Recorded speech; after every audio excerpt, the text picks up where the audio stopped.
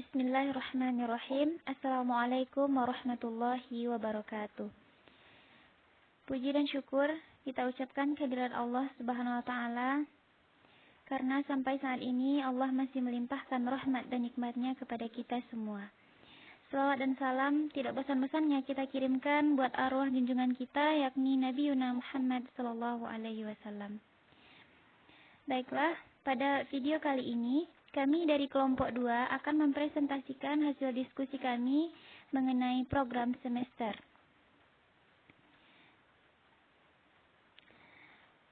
Sebelum masuk ke materi, perkenalkan kami dari kelompok 2 beranggotakan 6 orang. Pertama ada Syafiratul Mar'ah, kemudian yang kedua ada Wifa Aprila Gusta, yang ketiga ada Dewi Oktavia, keempat ada Gianada Ulfa Arij Amri, kelima ada Husnatul Ulya, dan yang keenam ada Ririn Erlina.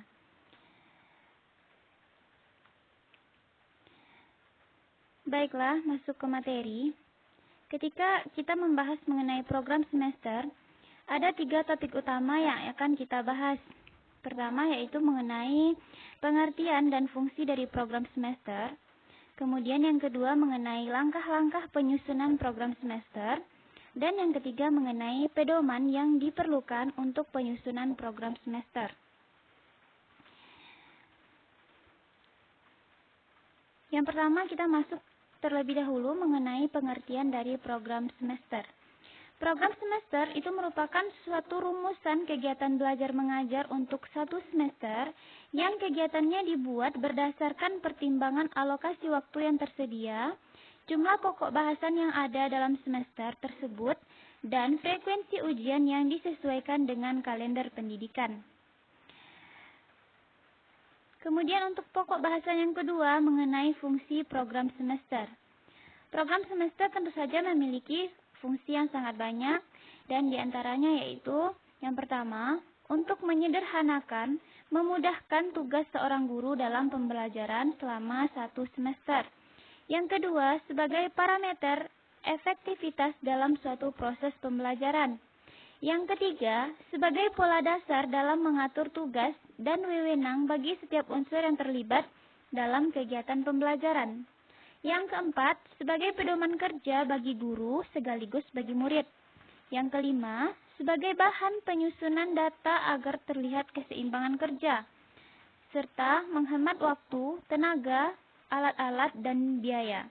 Yang terakhir yaitu sebagai pedoman atau acuan arah kegiatan dalam mencapai tujuan pembelajaran yang diprogramkan. Kemudian, langkah-langkah penyusunan program semester. Di sini ada 4 langkah-langkah untuk melakukan penyusunan program semester. Yang pertama yaitu mengumput atau memasukkan KD, topik, dan subtopik bahasan dalam format program semester itu sendiri.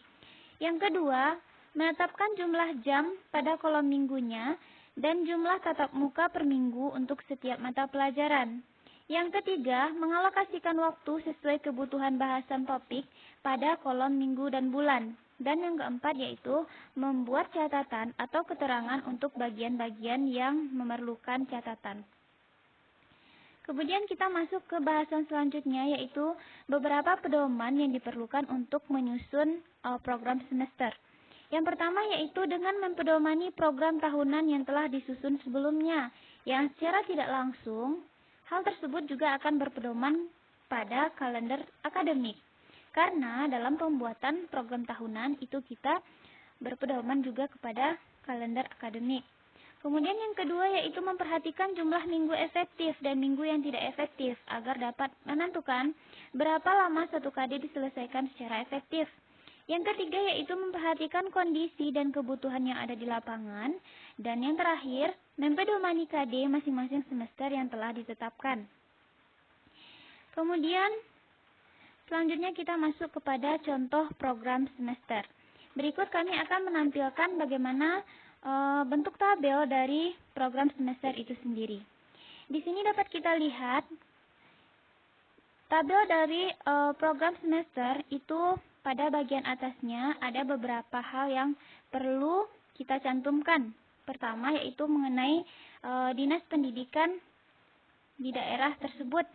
Contohnya Dinas Pendidikan Provinsi Sumatera Barat, kemudian di bawahnya ada nama institusinya yaitu Sekolah Menengah Atas atau SMA Negeri 12 Padang, ini sebagai contoh saja.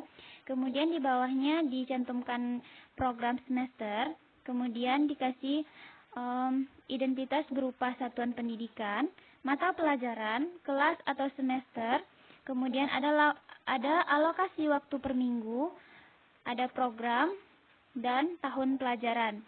Jadi di sini tentu saja nanti akan menyesuaikan dengan SMA atau institusi kita sendiri dalam pengisian dari data-data yang itu. Kemudian teman-teman bisa melihat di sini ada bagian tabel untuk kompetensi dasar. Jadi di sini dimasukkan semua KD-KD yang bisa kita lihat pada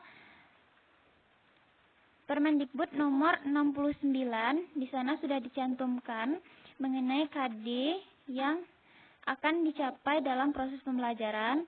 Kemudian ada tabel untuk alokasi waktu dan nantinya akan dibuat tabel bulan seperti yang ada pada slide. Itu ada bulan Juli, Agustus, September, Oktober, November, dan Desember. Jadi di sini nanti akan dibuatkan bagian mana saja waktu yang akan menjadi pembahasan suatu KD tersebut. Jadi misalnya KD 3.1 dan 4.1 tersebut akan dibahas pada minggu keempat dan kelima bulan Juli. Jadi dalam dalam program semester tersebut dicantumkan hal ini secara rinci dan jelas. Kemudian begitu juga seterusnya, dan nantinya di bagian bawah akan dibuatkan tanda tangan dan nama dan tanda tangan dari guru mata pelajaran dan juga kepala sekolah dari institusi tersebut. Sekian pembahasan kami pada kesempatan kali ini mengenai program semester. Banyak salah, kami mohon maaf. Saya mewakili kelompok 2 mengucapkan terima kasih yang sebesar-besarnya atas perhatian yang sudah diberikan, dan akhir kalam saya sudahi dengan wassalamualaikum warahmatullahi wabarakatuh.